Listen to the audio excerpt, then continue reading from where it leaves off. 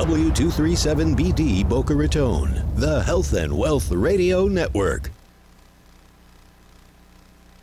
Homeowners, would you like to save money each and every month? Of course you would. We all want to save money, but how? By calling Debbie at I Will Advisors, that's how, and have her review your homeowner's policy. Most homeowners never review their policy, but it should be reviewed every year. You commercial property owners, same goes for you. So what are you waiting for? Call Debbie at I Will Advisors and start saving money. 954-753-8080. 954-753-8080. Darren College, a former NFL Super Bowl champion, signed the most important contract of his life to serve in the Army National Guard. I've had a lot of military in my family. It's a big part of what my family's done for a long time. I want to go out there and make a difference. I didn't find that working behind a desk, so for me it was a pretty easy decision to make. And then the opportunity to serve my community and serve my country was just icing on the cake. To learn how to be part of the Army National Guard, log on to nationalguard.com. Sponsored by the Florida Army National Guard. Aired by the Florida Association of Broadcasters and this station. If you're not happy with your investments, if you've ever tried the stock market and haven't done well, hop in the car and get to Online Trading Academy. Online Trading Academy's pro investors show you how they find the right investments. Learn current Wall Street skills about stocks, options, futures, forex, even Bitcoin. See how market timing works and how money is made in up, down, and sideways markets by using their patented rules-based strategy. It helps find the right investment and limit the risk. The instructors at Online Trading Academy are certified, currently trade, and are profitable. They show you how they invest every day. Call now for a pair of tickets to a free half-day class at Online Trading Academy. Classes are all over Miami-Dade, Broward, Palm Beach, Jupiter, and Port St. Lucie. Call Online Trading Academy now. Call 954-668-2510. 954-668-2510. 954-668-2510. Now you can get Talk 1470 WNN on 95.3 FM too.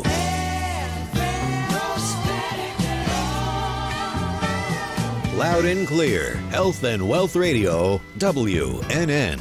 The following program is sponsored by the Emerald Financial Group, which is solely responsible for its content. Securities offered through JW Cole Financial members, FINRA, SIPC. Investment advice offered through JW Cole Advisors. The Emerald Financial Group, JW Cole Financial, and JW Cole Advisors are unaffiliated entities. The opinions expressed by Jeanette Vanderhorst should not be construed as specific investment, legal, or tax advice. All economic and performance information is historical and not indicative of future results. Investing may involve the risk of loss of principal. Any tax advice on this show is not intended to be used by any person for the purpose of avoiding U.S. federal or state tax penalties that may be imposed on such person, and each listener should seek advice from their tax advisor or legal counsel on topics that arise from the show. Jeanette Vanderhorst is not providing legal or tax advice. Nothing should be construed as solicitation of an offer to buy securities.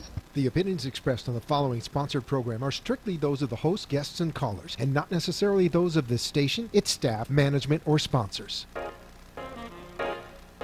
Hi, Sandra Torres with Plan Your Company, a business coaching and consulting firm that helps to fast-track business goals for entrepreneurs and business owners. And Jeanette Vanderhorst, I'm a wealth advisor with the Emerald Financial Group, helping to educate and empower our women to take control of their financial futures. Thank you for joining us today at Minding Your Business with Sandra and Jeanette at twoboricuas.com. Providing mindful thoughts on life, love, and business. Welcome everybody. Welcome to Minding Your Business with Sandra and Jeanette, two Boricuas. We are so happy to be live on 95.3 FM WNN, also on 1470 AM if you're listening to us from your car, or on Facebook Live. We're on our Facebook.com/2 Boricuas. That's the number 2 Boricuas. Follow us, comment, get in on the conversation. We're so excited to be here. We have a nice studio. My beautiful co-host Jeanette and Karen. We're talking a great topic today that's pretty interesting. Some save the dates real quick. September 19th is our next United Women Professionals event, so make sure you mark your calendars. It's always the third Wednesday of every month, just so you guys know. But yeah, we got some... and again, Club, September 13th. That's right. At the Emerald Financial Group. That's coming up soon, so yeah. September 13th, send us an email or message on Facebook. Again, every second Thursday of the month. Starts at 6 o'clock, ends at 7:30. We'll be offering wine, cheese, chocolates, and lots of women. And books, and books, and books. What else do you need? You got wine and books and chocolate. And chocolate. That sounds like a lot of fun. That's a good idea. So we're talking parenting and the ups and downs and kind of the challenges, and I know that's big, and with kids going back to school today, this kind of been a topic that's been going around a lot lately as well. So, yeah, there's a lot to talk about. There's ups and there's downs. I could tell you when there's when they're little, they're so sweet and cute, and parenting obviously is a blessing. But there are challenges, especially as professional women, as professionals, period. There are always challenges trying to toggle that, and you know, there's guilt trips, you know, when we have to work late or work on something specific, and it's a great conversation to have. And I know you, Jeanette, said you do some parenting classes. I do. I'm actually, my background is I am a foster adoptive parent, and then I went to give back and I taught the foster and parenting adoption class for 10 years. So not that I'm an expert on children, but I'm pretty close. And raised 4 of my own. That's awesome. Yes. So what were your ups and downs? Oh my gosh. The kids, there's always ups and downs. There's always. And you just have to push through. You know, they're so sweet. And what I found most is the kids that are so sweet when they're young are a pain in the butt when they're old. Yeah. Yes, I'm so glad you said that. College. I thought it was just me. I know we're women here with boys. Yeah. There are no girls in this studio right now. These are all boys. Yeah. She's got 4. I have 3. You have 1. All boys. So women here just raising good, responsible, respectful men that know how to treat their women. Yeah. Right. And I have to say now, 2 of mine are productive members of society and totally off of my payroll. Yay. Yay. But one of them is married with a child, and because he was raised by a working woman, he expects his wife to work. He is 50% responsible for the child, for the housework, for everything. And they're young. They're 24. And they've already learned the split and everything because that's how he was raised. I think that working parents, especially working moms, the kids learn so much more responsibility than if you stayed home and did everything for them, and they take that with them. For sure. What's some of the psychology you hear from parents, or kind of what are their queries or questions or guilts? Have they asked you kind of? Yeah, the psychology, especially around working women, is don't you think by working, like, your child isn't going to bond with you? Like, I hate the word bond, okay? Any mother out there already knows that that child is going to bond with you. It doesn't matter. I mean, you know, my kids came to me when they were 3.5. They bonded to me within a month. That's awesome. So it doesn't, and I worked full time through the whole process. So it doesn't matter what quantity doesn't matter, quality matters. When you walk in that door at night, you got to put on your happy face. You got to put your phone away. You got to put your work away, and you got to be in the moment with your kids. And that's what matters. You know, my kids, they knew that we were there for them. And when my middle son joined travel baseball in 6th grade, and I had 3 other kids, we looked at him and said, "This is awesome. We will do what we can, but don't expect us at every game. And if you're joining for us to be with you, don't do it. This has to be about you." Yeah. You know, and he respected that because we were really upfront, because when you have 4 kids, you just can't be at everything. Yeah. And how old was he at that time? He was 12, 11. Well, it's interesting because, you know, the way we raised our kids when they were little determines the type of woman that they're going to start looking for. I had a conversation with my son last night, and he was telling me, you know, Mom, if I met a woman who had children, like, I would want to know, what do you do for them? You know, what do you do? I want to know that she's supporting them, that not because she's looking to be with me just to help support her and her kids. Yeah. And I said, well, why? I said, do you say that? Because he said, well, when you were a single parent, and I had 2 when I was on my own, I did whatever I needed to do to support my kids. So it does make a big difference when they then get older and they're looking forward to a relationship for themselves. Yep. They want to look for a woman. And we try not to but it happens all the time. You're going to marry your mom. Yeah. You're going to marry your mom. It's going to happen. It's going to happen. So funny that my son married his father. Oh, see? Because my son is a mini me.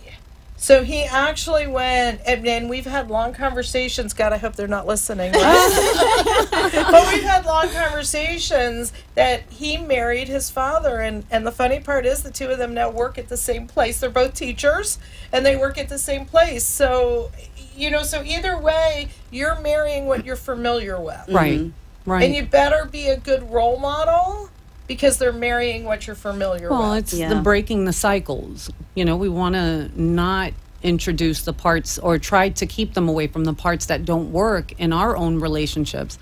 Is what we were talking about on Wednesday, how we take our insecurities or our own judgments of either ourselves or even our children, we project it on them. For sure. And it's not always the healthiest, because how we see them is not necessarily how the world sees them. Exactly. And how they carry themselves when they go out into the workforce and they're meeting people. Yeah.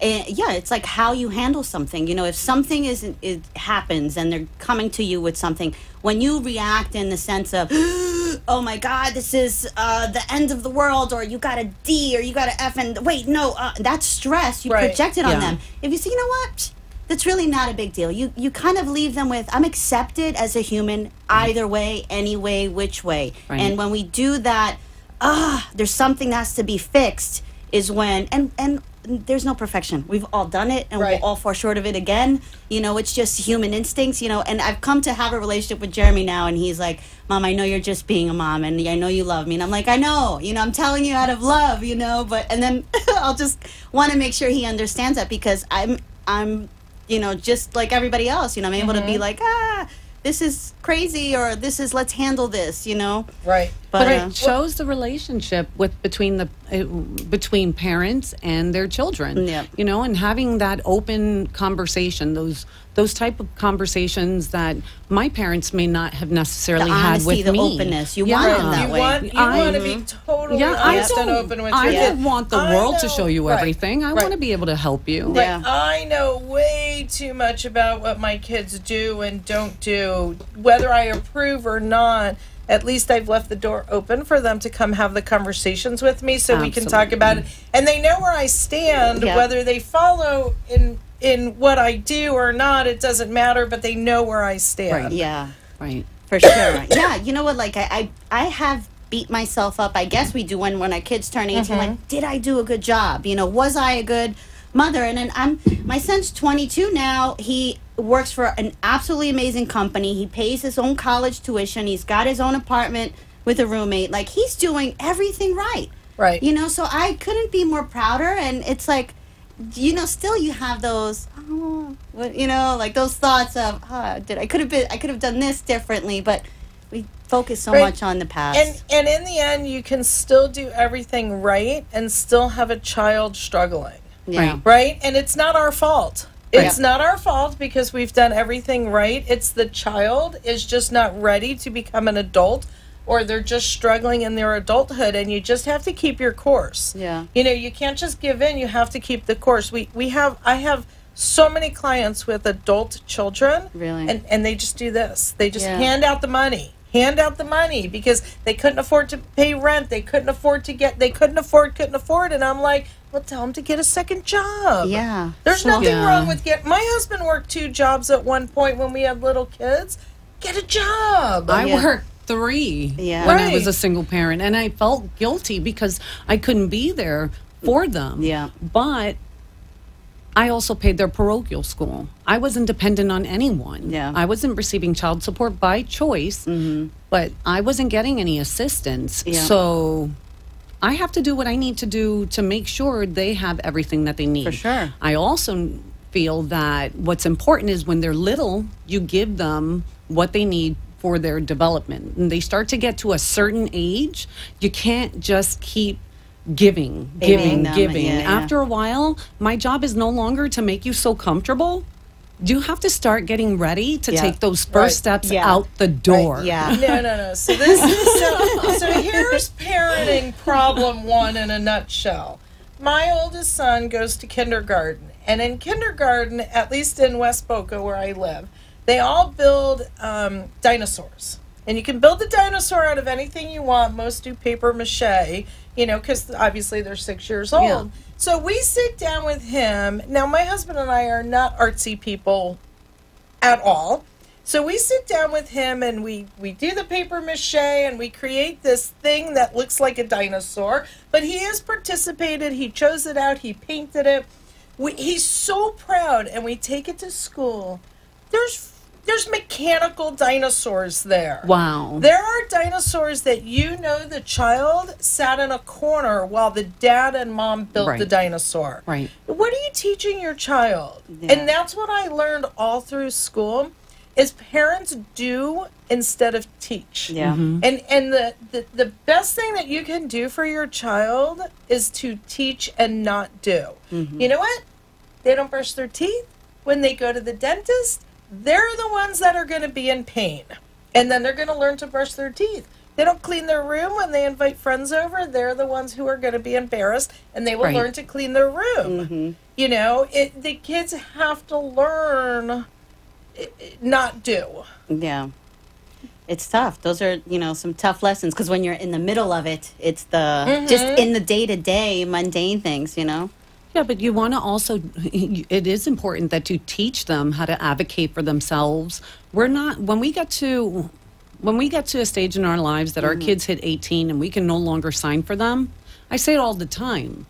My parenting stops right there. Yeah. Like, how some, especially, most women, I'm your mother till the day, of course, I'm your mother till the day I die. Yeah. But your parent, I'm not parenting you anymore. Yeah. If you're 18 and I can't sign for you and all you're going to do is rebel against whatever it is that I say because you're 18, Yeah.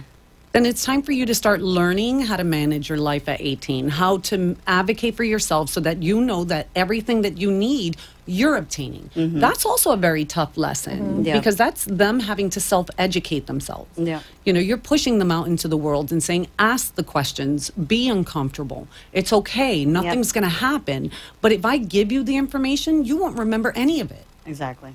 You won't remember any of it. And all I did was handed it to you. Yep.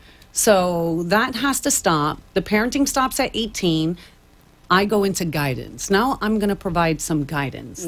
Take it, leave it, do what you want with it, chuck it in the garbage, in one ear, out the other, doesn't matter. I feel good because I said it. Right. What you did with it is something completely different. Well, as my 26-year-old says, he says, the best day was when you were no longer my mother, but now my friend. Right. Aw. So he comes to me for advice all the time, but he comes to me as a friend, not as a mom. And he has to do what he lives out in L.A., he's out on his own, but he still calls me and asks for advice all the time. And to me, that's the most precious thing. Yeah. Is because I don't want to lose the relationship with my kids. Are you kidding me? My kids thought that we were friends from the time they were little. The worst thing I ever said to them was like, we are no longer friends. He was like, no. The devastation hit. I was like, okay, well, maybe that was much. I always told my kids, I'm not your friend. I'm your mother. Don't treat me as a friend. I'm still your mother. And there's that layer of respect there. Oh, well, yeah, there's always been that respect. So I feel like I'm pretty fortunate in that sense. And maybe it has a lot to do with having been a single parent, especially with my oldest son. That was like my buddy. He helped get me through life and some of those hard times. Yeah. And, Raynell was 4 years old when I became a single parent. Joelle was still in utero when I became a single parent. And my choice, it wasn't like anything, it was just my choice. It needed to happen. And having Raynell at that age, at 4, and being able to communicate with him and the companionship, and because I was also fairly young myself, it transformed into a completely different relationship. Where now that he's a young adult, sometimes it can impede on our relationship because there's that comfort level that maybe Joelle doesn't have with me that Raynell does. How old is he now? 25. So at times, he's very respectful. They're all very respectful because they all get that Hispanic mother look. Yeah. Like, I will throw a chancleta at you. Exactly. Don't play with me. Don't test me. You're going to get it. You know, so, but they're always respectful, but sometimes when they assert themselves, they forget. Yeah. You know, that sort of, that fine line. Yeah. You can explain yourself without the tone. You know, we can communicate. And if I raise my tone, okay, that's totally different. I'm mom. Till the day you die, I'm mom. Not your parent, but I'm mom. So, I don't know. Parenting, I say anyone who absolutely loves being a parent, I want their number. Because, really, I want their number. I want to know. I want to know how do you love? Because I love my children, but being a parent is tough. Yeah. It's tough. Oh, it's by far the hardest job you'll ever do, but the most rewarding. You know, and especially for us, because we consider the twins special needs. Because, again, they came through the foster care system at 3.5. So they came with a whole wealth of issues that your biological children don't have. And it has been a journey. And we are exhausted, but I wouldn't have traded it for the world. Yeah. You know, and that's what I tell people. I don't live for my kids. Of course, I would jump on a bus for them, you know. But I live to have my family. Yeah. You know, my family is so important to me. So I don't do everything for the kids, and I don't include them in everything, but they are my family, and nothing makes me happier than when the 7.5 of us, Wow. the daughter-in-law and the baby get together, because I just love it. Yeah. That's awesome. It makes for a big family when you're like that. Right. Well, So- you were a single parent, too. So how was your relationship? Was it very similar? Like, did you... You know, it's funny because when I moved back from Texas and I was going out there to work for myself, and then my mother had Alzheimer's, so I had literally had my first apartment, a 2-year-old son. You know, I had a great job, and it was I did feel there were times where I felt like, okay, there were these rules. You have to be you have to do everything for your kid, but there was that, okay, well, I can't do everything if I don't bring in income, you know. Right. So I did feel a lot of guilt throughout, for sure. And then there were times where I'm like, you know what, push that guilt away, because hey, he's got the things that he needs, you know, and that's more important. But yeah, it was always a struggle. And then as a single parent, like I'll tell you, the teenage years, like when people say I have a 7-year-old and 8-year-old, that's the cute stage. Right? They're like the playful, you know, stage. I love it, the Nerf gun play. But then when they have an opinion, and they are firm in that opinion, and you are torn between, you have every right to have that opinion, and hold on, your opinion's right. okay. See, I'm the mom, like, in my house and in my family, with my sister and her kids, my nieces, my nephews, my brother and his kids. I'm the one that's the scary Thea. That's the scary one, because I'm the disciplinarian. Don't run in the house, mostly because you're going to get hurt. Oh. You know, you're going to break something. I come from that. And I really developed strong bonds with them when they hit 13, 14 years old, when I can communicate some of those things, and they're like, oh, I get it. Yeah. And I'm like, yes, I get you too. And now we're going to have an awesome relationship. You may not have liked me when when you were little, and that's okay, you know, because it's really, the relationship is to be with your parents. And I love my nieces and nephews. My siblings know that I would do anything for them. But when they were little, I was very much the disciplinarian. Yeah. I guess there's one in every family. There's one. Right. Because it's funny, because in my family, there's four of us girls, and I have one sister that is the disciplinary, everybody knows, you know, the kids know. And then I'm always like, hey, let him get away with that. Oh, let him do whatever. Yeah. Or I'm the one that if the mom says no, I'm like, yeah. Well, and there's so one in every family like that too. My sister is that one too. Right. Yeah. So I want to share 2 things on parenting that I teach in my class. So number 1, date night. I don't care if you're single, married, doesn't matter to me. Yep. Date night. Babysitter. It's not like a bad thing to leave your child with a babysitter. Yeah. You know, and I always tell people that date night does not start at 8 o'clock after the child's already in bed. Date night starts at 5 o'clock. So the babysitter does dinner and bath, which, are the worst times. Makes sense. Dinner, bath, and you're out. You could be home at 9 o'clock when the baby, is Where was sleeping. she when our kids were young? Yeah, I'm telling Like, you, no one date told night, me date that. night, date night. My mom is like, where do you think you're going? I was like, hey, I did everything I needed to do. Okay, they're already in bed. No. Once a week, you got to get out because in the end, who do you have left when the kids are grown? You still have to be a person. Yeah. Which leads me to my second. So for those of you on Facebook, you see this cup. So you never want this cup to run empty. And when you're parenting and you're stressed and you're working and life gets in the way, you just drain your cup. And you have to find ways to refill that cup, whether it's date night, whether it's working out. It could be getting manicures. It could just be watching TV. I don't really care what it is. But you have to recharge your own batteries because in the end, parenting isn't about the kids. It's about us being okay to handle whatever the kids throw at us. Yep. Because when you're stressed and you're over the top, you can't handle what the kids throw at you. Yep.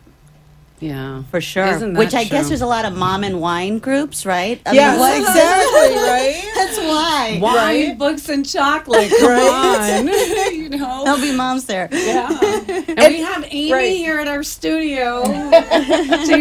she's supporting and, hopefully she'll share some of her stories as a mom. Well, we won't force her. But yeah, we have lots of women here in the studio today. It's really important. Everyone goes through the same struggle. We know that we are not the only ones.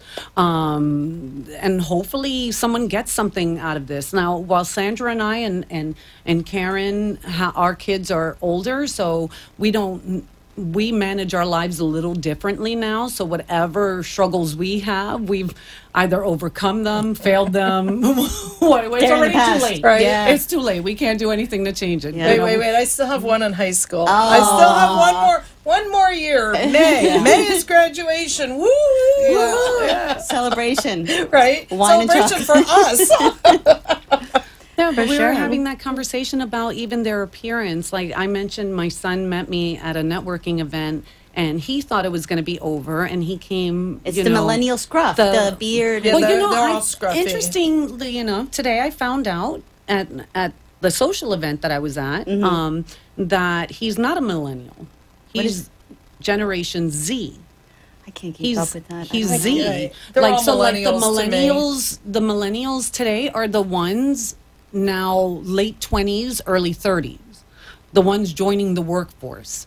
So Gen C or Z, are the generation that we have. So like if you were brought up by a baby boomer and you were raised and you're a Gen X person, we took that I don't want to do what my parents did and then we'll It's say the evolution. the Yeah. millennials, so we take and we give to the millennials, and then the Gen Z, from my understanding, is that combination of Gen X and millennials, because they're the ones that are saying, yeah, we don't really want to get tied into that. We're passionate. We have a voice. We have something to say, still with some sense of entitlement, because they're still kids, but that their evolution is very different. Yeah. Hopefully So- they'll do something too, what they say, and then they do. Right. I mean, it's just like what I always tell my son, what are your kids going to be like, because they're critical of critical music, Yes. Of course. everything. Well, like I said to in my our son, time. when my son was 14 years old, and he's on his Xbox Live, and he's, for all intents and purposes, they're worldly, because they're talking to people all over the world. Yeah. And he got into this conversation about economics, USA versus Canada, and he starts talking about our nation's deficit. And he's going on and on and on, and we're in a car ride going to New York from Connecticut, and I listening to him, and I said, okay, I'm just going to leave you with this. There's two type of people in this world. Remember this, guys. There's the complainers, and then there are the doers. Yep. So in the end, you need to know which one you are. Yep. Raise doers. Raise doers. Yeah. We need more doers. Take action. Our show is up, guys. Yes, that was too fast. I know. We didn't even get to some good stuff. So That was all good stuff, though. We didn't get to the complaining part, no. But we're so happy you joined us, guys. Thank you so much. Please hit a like on our video and support us. We want to hear from you. Guys, tune in next week. Same time, here at the station. Minding your business, 2 Boricuas. Take care. Have an awesome weekend. Enjoy it. I think it's Labor Day, too, right? Coming up? Nope, next weekend. Next weekend. Next weekend. All right. Take care.